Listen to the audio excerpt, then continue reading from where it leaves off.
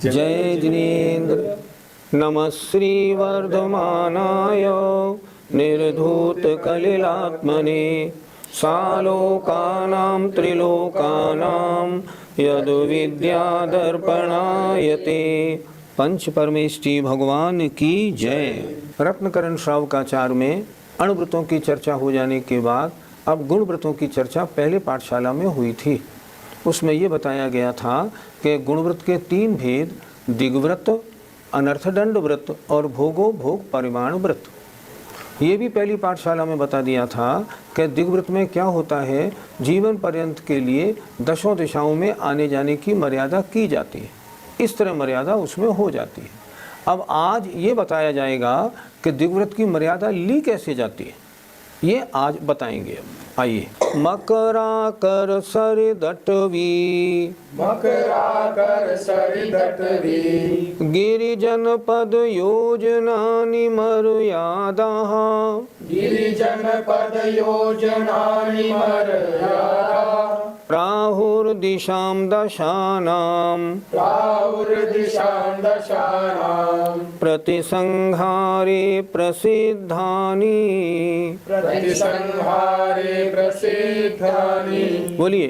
मकराकर सरिदटवी, गिरिजन पद योजनानि मर्यादाः, प्राहुर्दिशां दशानां, प्रतिसंहारे प्रसिद्धानि। दिग्व्रत में सीमाएं कैसे बनाई जाती हैं, आचार्य ने इस श्लोक में यह बताया है।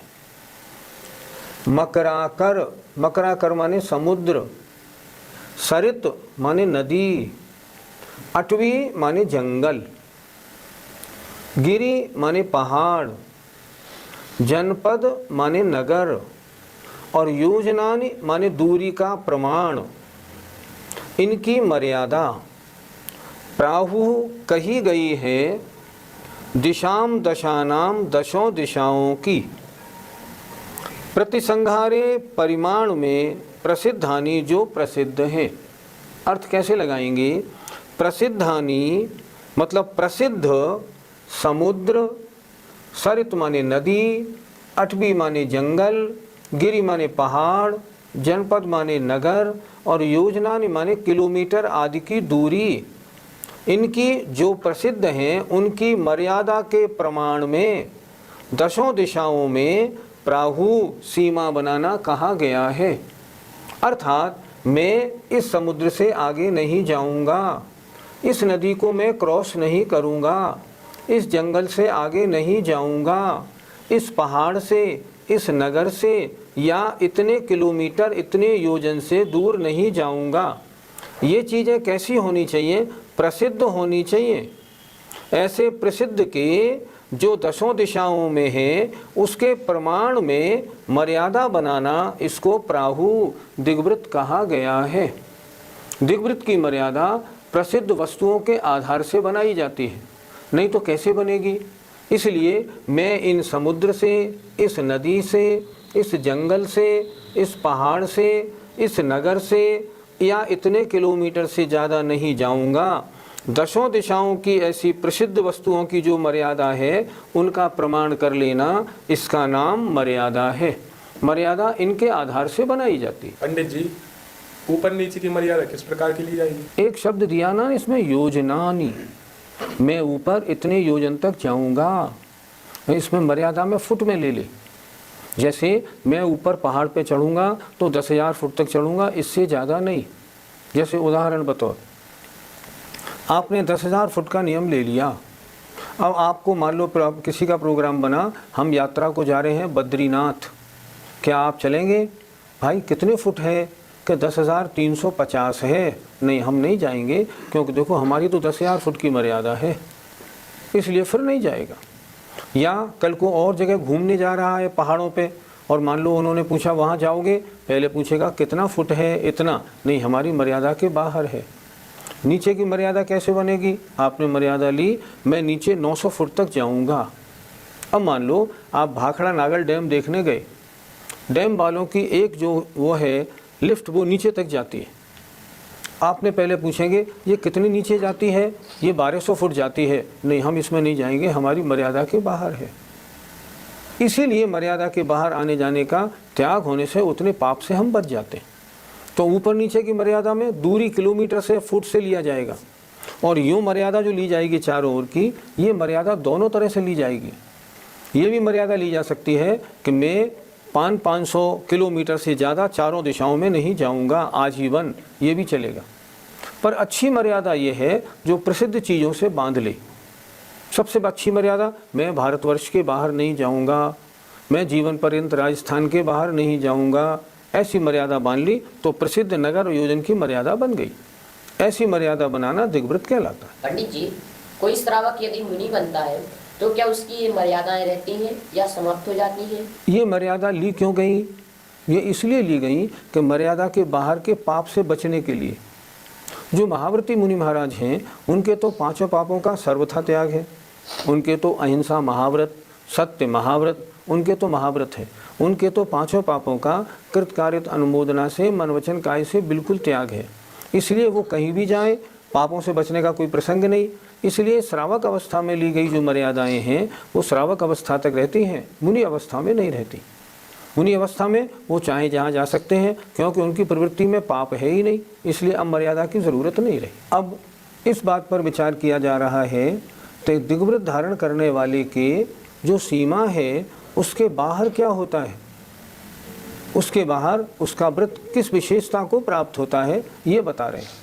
आइए अगला श्लोक देखें। अवधेर बहिरणु पाप प्रतिवीरतेर दिग्व्रतानि धारयताम् पंचमहाव्रत परिणते मनुव्रतानि प्रपद्यन्ते। बोलिए, अवधेर बहिरणु पाप प्रतिवीरतेर्दिग्व्रतानि धारयताम् पंचमहाव्रत परिणते मनोव्रतानि प्रपद्यन्ते। अवधेर मर्यादा के, बहि माने बाहर, बहि बाहर, अणु अणु माने थोड़े भी, पाप माने पाप से, प्रतिवीरते त्याग हो जाने के कारण, दिग्व्रतानि दिग्व्रतों को, धारयताम धारण करने वालों के, अणुव्रतानि जो अणुव्रत हैं वे, पंच महाव्रत परिणति पंच महाव्रत पने को प्राप्त होते हैं। क्या कह रहे हैं?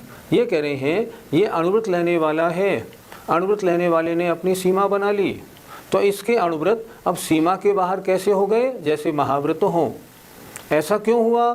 क्योंकि मन वचन काय कृतकार्यत अनुमोदना से सीमा के बाहर समस्त पापों का त्याग कर दिया। पापों का त्याग करने से अणुव्रत महाव्रत रूप में हो गए, महाव्रत नहीं हो गए, महाव्रत रूप में हो गए।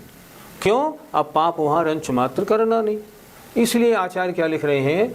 अवधेर बही, मर्यादा के बाहर, अणु माने रंच मात्र भी पाप प्रतिवीरते है, थोड़े से पाप का भी त्याग होने से, दिग्व्रतानि दिग्व्रतों को, धारयताम धारण करने वालों के, अणुव्रतानि जो अणुव्रत हैं वे पंच महाव्रत परिणति को, पंच महाव्रत पने को प्राप्त होते हैं।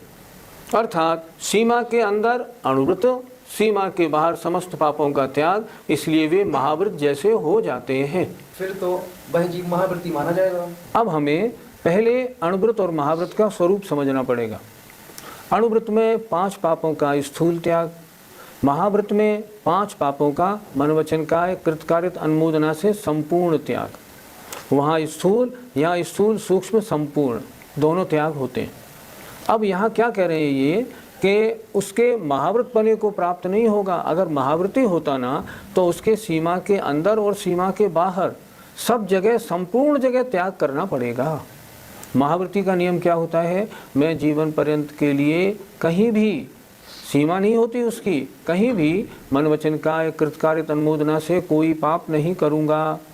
लेकिन यहाँ ये श्रावक जो है जिनने दीर्घवृत्त लिया है, ये सीमा के अंदर तो सारे कार्य कर रहा है, व्यापार भी कर रहा है, खाना भी बना रहा है, नहा धो भी रहा है, सारे काम कर रहा है। महिला झाड़ू लगा रही है, रोटी बना रही है, सारे काम कर रही है। तो सीमा के अंदर तो अणुवृत्ति है। अब सीमा के बाहर क्या है? महावृत्त जैसे, इन्होंने क्या दिया शब्द? प्रकल्प्यन्ते, अर्थात वैसे कहे जाते हैं, उस जैसे माने जाते हैं। ये नहीं वैसे हो जाते हैं, उस तरह के हो जाते हैं, उस महावृत्त नहीं हो जाते, महावृत्त जैसे हो जाते हैं। अर्थात सीमा के बाहर पापों का संपूर्ण त्याग हो गया, तो वहाँ अब सारे पापों से छूट हो जाने के कारण बाहर ऐसी प्रवृत्ति हो गई जैसी मुनियों की होती है। ये समझना है, महावृत्ति नहीं हो गया वो। पंडित जी, व्रती जीव मर्यादा के बाहर अगर किसी भी प्रकार का संबंध रखे तो क्या होगा? क्या होगा? उसके दिग्व्रत नहीं रहेंगे, दिग्व्रतों में दोष लगेगा। और अगर बराबर वो काम करेगा तो दिग्व्रतों में अनाचार लगेगा, दिग्व्रत समाप्त हो जाएंगे। कभी जब यदि मजबूरी में करेगा मान लो तो अतिचार लगेगा, और करने का उसने अभ्यास बना लिया तो उसके दिग्व्रत ही समाप्त हो जाएंगे। क्यों? उसने अपना नियम ही तोड़ दिया, दिग्व्रत कैसे रह जाएंगे फिर उसके। इसलिए सीमा के बाहर किसी भी प्रकार का न किसी को भेजना, न मंगाना, न मोबाइल करना, किसी भी प्रकार का कोई संबंध नहीं रहेगा ना, तभी तो उसके जो अणुव्रत है वो महाव्रत जैसे कहलाएंगे। नहीं तो अगर सीमा के बाहर भी उसने पाप प्रवृत्ति अपनी रखी, किसी से बात कर रहा है, किसी को भेज रहा है, मंगा रहा है ना, तब फिर उसके दिग्व्रत नहीं रह पाएंगे, उसके व्रत समाप्त हो जाएंगे। पंडित जी, इस प्रतिमाधारी के प्रति समय निर्जरा कैसे हो रही है? ये प्रतिमाधारी बना क्यों? ये प्रतिमाधारी इसलिए बना कि इसके अनंतानुबंधी और अप्रत्याख्यानावरण कषाय, दोनों कषायों का अनुदय हो गया, और प्रत्याख्यान और संजुलन कषाय का उदय रहा, और संजुलन कषाय का भी मंद उदय हुआ। इसके कारण इसने व्रतों को धारण किया, परिणामों में विशुद्धि आई। अब प्रश्न ये है, इसके निर्जरा क्यों हुई? निर्जरा इसलिए हुई, अनंतानुबंधी और अप्रत्याख्यान का अनुदय होने से परिणामों में विशुद्धि आई, और परिणामों की विशुद्धि आने से निर्जरा में कारण बन गए। आचार्यों ने लिखा है, पंचम गुणस्थानवर्ती के 24 घंटे प्रति समय निर्जरा होती है। निर्जरा क्यों होती है? उसने जो त्याग लिया है ना, उस कारण निर्जरा है। मान लो एग्जाम्पल, व्रती है, अब घर में झाड़ू लगा रहा है, तो उसका मन क्या बोलेगा प्रति समय? कोई जीव मर ना जाए। पानी छानेगा, अनछना पानी बाहर गिर नहीं जाए। हर काम में उसका मन यही लगेगा कि कोई हिंसा नहीं हो जाए। गेहूं देखेगा, छानेगा तो भी देखेगा इसमें कोई जीव रह नहीं जाए, किसी गेहूं में छेद तो नहीं है जैसे उसमें अंदर लटिया सुरहरी निकल जाए।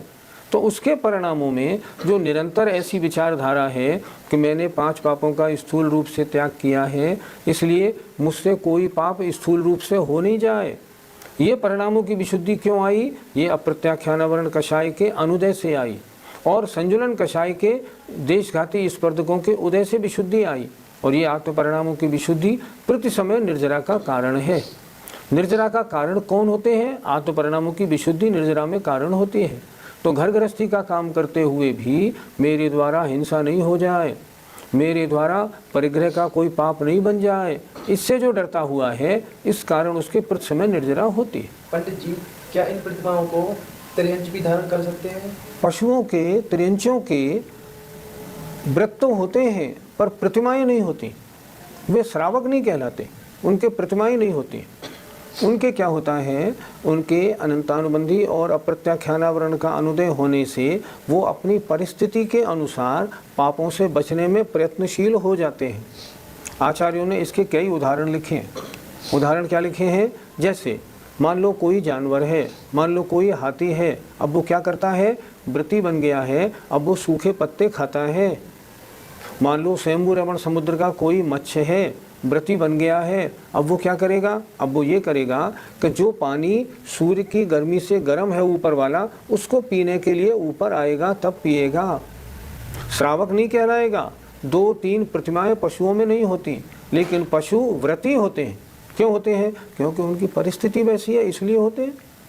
वो ये थोड़ी कर सकते हैं कि पानी छन्ने से छाने और उसकी जीवानी करें, लेकिन उनके परिणामों में क्या है? इन अनछने पानी को पीने से बहुत जीव राशि मेरे पेट में जाती है, मैं ऐसा पानी न पीऊँ, सूर्य की गर्मी से जो पानी गर्म हो गया है मैं उसे लेऊँ। अब जो बड़े बड़े मत्स्य हैं स्वयंभू रमण समुद्र के, वो क्या खाते हैं? क्या जीवों को खाते हैं? नहीं खाते। उन्होंने संकल्प बना लिया है कि मैं स्थूल हिंसा को नहीं करना चाहता, तो वो क्या करते हैं, समुद्र के अंदर जो पेड़ पौधे होते हैं उनको भक्षण करके अपनी भूख मिटाते हैं और इस तरह जीवों को खाने के पाप से बचते हैं। बस हिंसा तो लगती है पेड़ पौधे खाने में, लेकिन परिणामों की जो विशुद्धि हुई उससे उनको निरंतर निर्जरा होती है। जो तिरंज समुद्र में है उसके भी प्रतसमय असंख्यात गुणी निर्जरा है। क्यों है? परिणामों में भाव है, मेरे द्वारा हिंसा नहीं हो। ऐसे परिणाम होने के कारण प्रतसमय उनकी निर्जरा होती है। पंडित जी, अगर कोई प्रतिमाधारी व्यक्ति अनजाने से मर्यादा के बाहर चला जाता है तो उसमें उसे क्या दोष लगता है? जो प्रतिमाधारी होते हैं वे तो अपने हर नियम को सामने रख के सारी क्रियाएं करते हैं। जैसे मैंने बताया ना, जैसे किसी ने आपसे कहा आपकी मर्यादा 10,000 फुट की है और किसी ने आपसे कहा बद्रीनाथ चलोगे क्या, वो तो 10,000 फुट से ऊपर है। आप कहेंगे कितने फुट है? 10,350। नहीं, मैं नहीं जाऊंगा, मेरा नियम तो 10,000 फुट का है, इसलिए मैं नहीं जाऊंगा। अब मान लो किसी ने ये कह दिया 9,500 फुट है और वो चला गया और जाने के बाद उसने वहाँ पूछा ये भैया कितने फुट पे हम आ गए? 10,350 पे आ गए। ओ, ये तो गड़बड़ हो गई, मुझे तो बताया था 9,500 और मैं आ गया यहाँ 10,350। तब क्या करेगा? बड़ा निंदा सहित रहेगा और जब भी लौट के आएगा गुरु के सामने प्रायश्चित्त करेगा। महाराज, लोगों ने बताया था 9,500 फुट है, लेकिन गया तो वहाँ मालूम पड़ा 10,350। महाराज, गलती हो गई है, तो मुझे इसका प्रायश्चित्त दें। तब गुरु उसके योग प्रायश्चित्त देंगे, उसकी गलती शुद्ध हो जाएगी। लेकिन जो व्रती होते हैं ना, वो हर कार्य करने से पहले मेरे नियम क्या है उस पर गौर करते हैं। किसी के यहाँ भोजन करने जाएंगे तो पहले पूछेंगे ये आपका आटा, आपका घी मर्यादा का है या नहीं। अगर वो कहेगा है तो भी पूछेंगे आपने कैसे बनाया, ताकि मेरे किसी व्रत में दोष न लगे। इसी तरह अगर कोई टूरिंग पे जाता है और उसने मान लो नियम लिया है एक दिशा में 1,000 किलोमीटर का, तो पहले ये पूछ के जाएगा वो कितनी दूर है कि 900, तब तो जाऊंगा, नहीं तो नहीं जाऊंगा। व्रती को हमेशा अपने नियमों का ध्यान रहता है, इसी की तो निर्जरा है, इसलिए वो मर्यादा से बाहर नहीं जाता। कभी चला जाए भूल चूक से, बाद में मालूम पड़े तो उसका प्रायश्चित्त लेता है। जय जिनेंद्र।